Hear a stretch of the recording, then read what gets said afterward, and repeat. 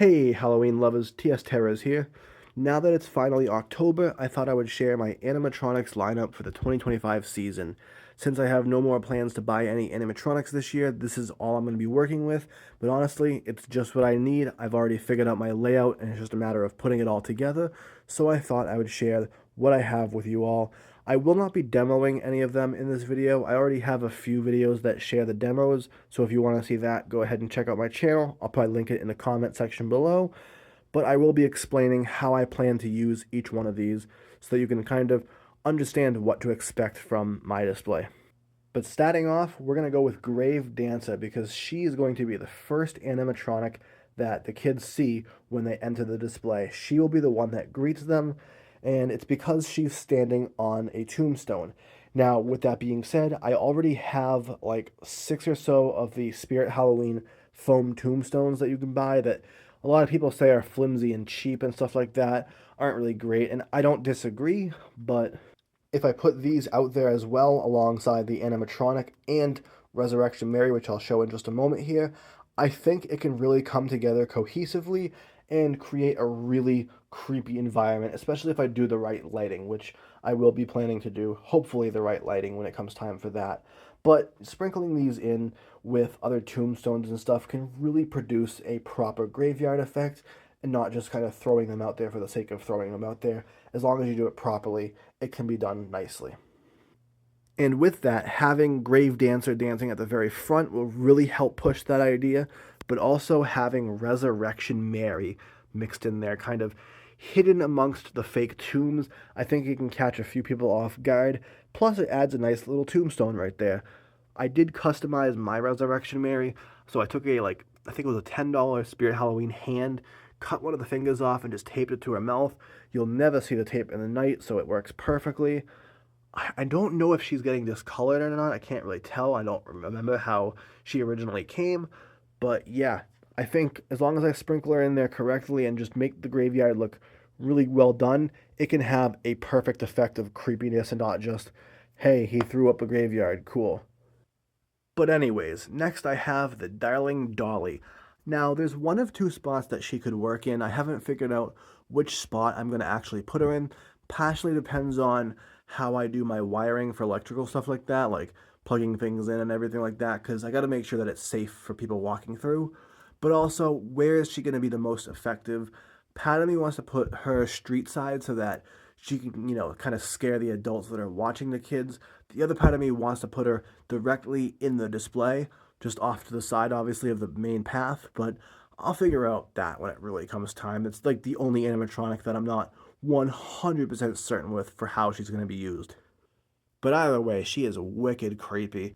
The fact that she can just scare someone so hard, I've actually scared the same girl 2 years in a row with Darling Dolly, and I wasn't even trying.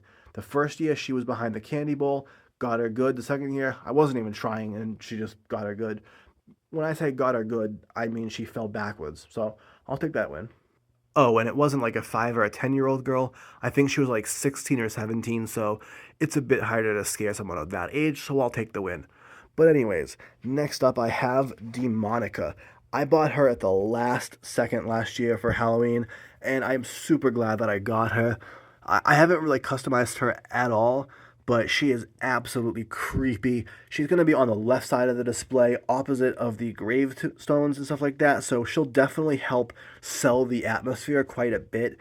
I wanted to make sure that, she's put in a spot where she isn't obviously going to be prominent. That's not what I'm going for. She's really just there for that background effect. So if I put her between one of the prominent animatronics, which Grave Dancer is the prominent one, and another animatronic that's prominent, which I'll get to in a moment here, she can have a really nice, creepy cool down effect where she doesn't allow people to breathe before they get to the next prominent one. She kind of keeps people at bay and keeps them uneasy. So I think she'll work really well. And if you're not familiar with her, she basically growls like a zombie. If you want to see her in action, I have a video on my channel. I'll probably put that in the description box or the comments below. Next up, we have Demonic Gatekeeper. He's definitely one that I put roadside because he doesn't really have a primary dominance or anything like that. He's absolutely horrifying, and he allows you to use a smoke machine with him, which is really cool. but I wouldn't say that he's like a forefront animatronic at all. He's kind of like Demonica, where he's there, adds to the creepiness, but isn't something massively prominent. And with that said, like I said, I'm probably just putting him roadside. It did well last year. I'll probably reuse him in that way. Again, nothing special there. Now we have Hacking Heidi. And I've already made a video on how you can use her really well if you want to or if you have her. I mean, I'm putting her behind her little stand, which this is her table right here. And if you want to see how she's being used, I already made a video for that on my channel with the lighting and everything so you can get an idea. But she's going to be just to the right of the candy bowl right before you get to the candy bowl. I think it's going to help quite a bit because she'll definitely be a prominent piece, which is fantastic. And a lot of people may think that she's got the candy bowl, which she doesn't. So they'll be caught off guard by that. And then when they go to get the candy, they'll be doubly scared by Valak once they get there.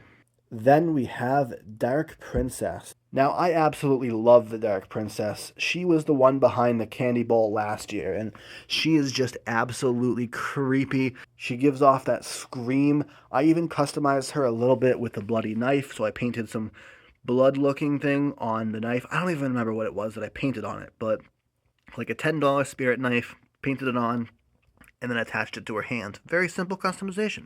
But in my opinion, it goes a long way.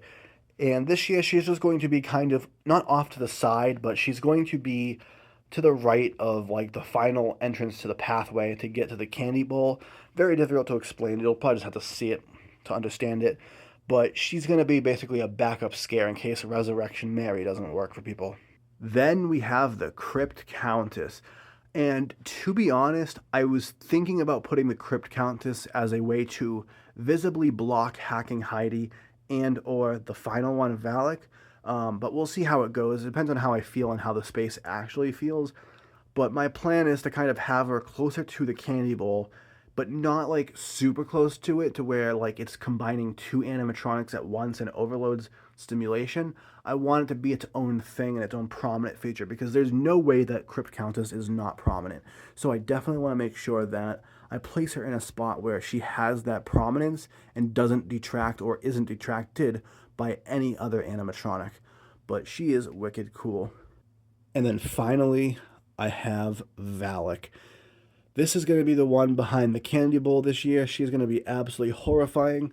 The only concern that I have with her is her 18-second retraction time. If I have a group of kids or a group of trick-or-treaters, I'm only going to be able to get one of them, which is highly unfortunate. But I really do think that Valak being behind the candy bowl this year will get a lot of people good. And honestly, it'll just be awesome because, like, it's Valak. But she will be the one to the left side of the Hacking Heidi display, so she will be the final one that trick-or-treaters see before they grab their candy.